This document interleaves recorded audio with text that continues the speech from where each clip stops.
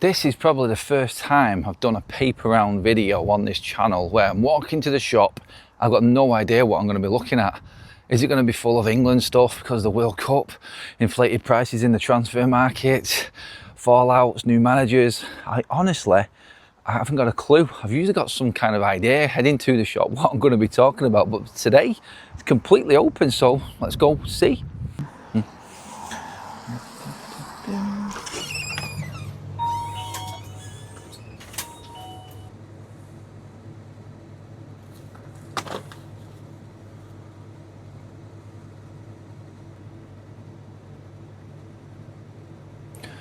Okay, so I had to go 9 pages in on the back page to find a relative transfer story or something other than England going to play at what, 2,000 meters above sea level, high altitude, everything that's going to happen at the Azteca later on tonight / tomorrow morning, of course, with the early kickoff for England, all of that, like 9 pages in to the paper.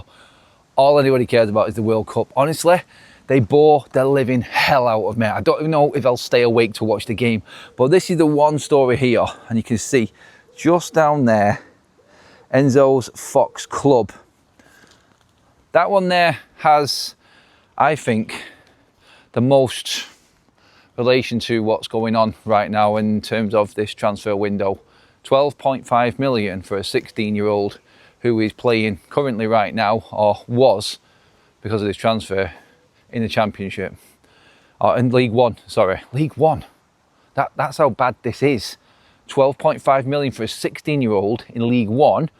Marcus Rashford won't be sold for that price, I don't think, this summer.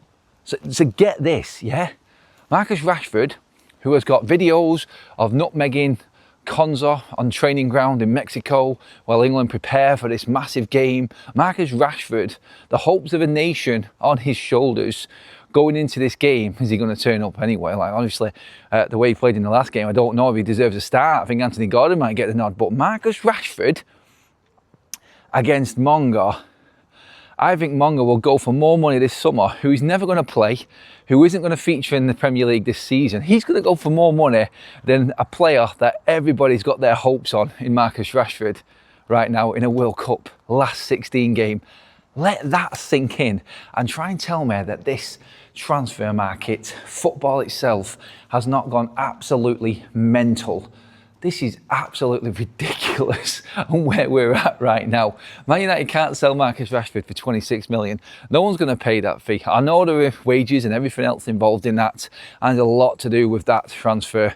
Rashford talking about that the other day and how he wants it sorted now after the World Cup because the World Cup is so important. The figures just in the transfers that are going on absolutely embarrass the situation for Manchester United and Marcus Rashford. The fact that he's even in this England squad is staggering when you look at the pricing. Like, I know he deserves it because of how he's played for Barcelona this season and the numbers and playing on the big stage, and that might help in tournaments and stuff, but past the World Cup, what is Marcus Rashford? Where is that man's career?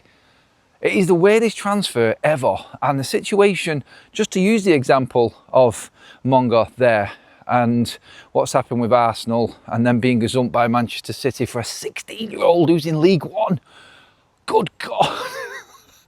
I mean, that alone just blows your mind, doesn't it? It really does. And comparing him to established players who are going to be playing at the highest level, who are on probably more than that in a couple of months' wages.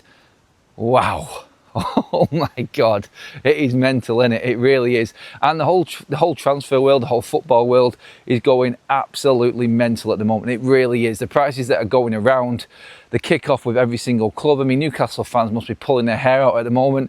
It's bad for Man United, but really, the reality is we're not the worst off club right now. Newcastle, I don't know where they go this season.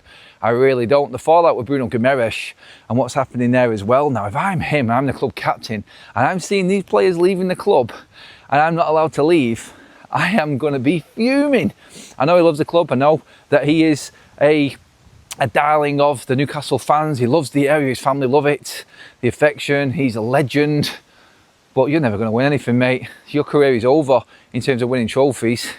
And Newcastle, they've got a decision to make. I think they need to sell up, the owners at Newcastle. They're never going to be able to compete. And you look at what other clubs are doing right now. You look at Spurs and where they are and what they can spend. And you look at Newcastle, who can't spend a penny. What's going on? What is going on in the world of football, honestly? Before we carry on, today's video sponsor is Oxford Natural. Now look, we're all football fans, we're all guilty of it. Match days, takeaways, sat there all weekend watching and binge watching all the football on the TV, waiting for the latest transfer news and breaking news to come through about our clubs. And before you know it, looking after yourself gets pushed down the list. That's where Oxford Natural's Optimum Day and Night supplements come in. First of all, you have Optimum Day, designed around energy and cravings and helping keep people on track. Then you have Optimum Night, based more around sleep and helping people recover properly. Nobody's saying it's magic, nobody's saying it's going to do the work for you, but with a commitment to making positive changes, some people have seen some impressive results. Take, for instance, former England striker Michael Owen, who lost £35 on his day and night plan. You can check out Michael Owen's story alongside many others on the link below. If you're thinking it's about time I sorted myself out, then it is definitely worth giving it a go. The QR code is on the screen. The link is in the description. Make sure you use code ADAMFC on checkout to get 70% off your first order. Now back to the football. But of course, all the main talk in the papers, like I just said at the top of this video, is obviously England and Harry Kane. I'd love everybody to be toasting a win till dawn, then have 3 lions. And you even turn to the back page. Diego gave me a hand. And you know what? He's going back there to when he actually met Diego Maradona. Bear with me a second, it's windy and the paper's going everywhere. Just bear with me. Oh, right, I'm back. Paper's a mess in my hand. I look like a right muppet here with this. Jesus, look at the state of that. It's gone, it's finished. But yeah, England tonight / morning tomorrow, whatever it is, I honestly don't know. Everybody's warned of the altitude change. You need to be there 4 days before to at least acclimatise, or go in on the day and then come back out, go blast. England have done right in the middle of it. Whether or not it'll have an effect on England, I listened to what Marcus Rashford said on this yesterday. Don't really take what Marcus Rashford said seriously, because he's kind of ignoring the fact that it's just a minor change. Well, surely players will be aware. Surely the England setup have said, look, we need to be absolutely honest. It's not a minor change. This is a country in this stadium that have lost just 2 games.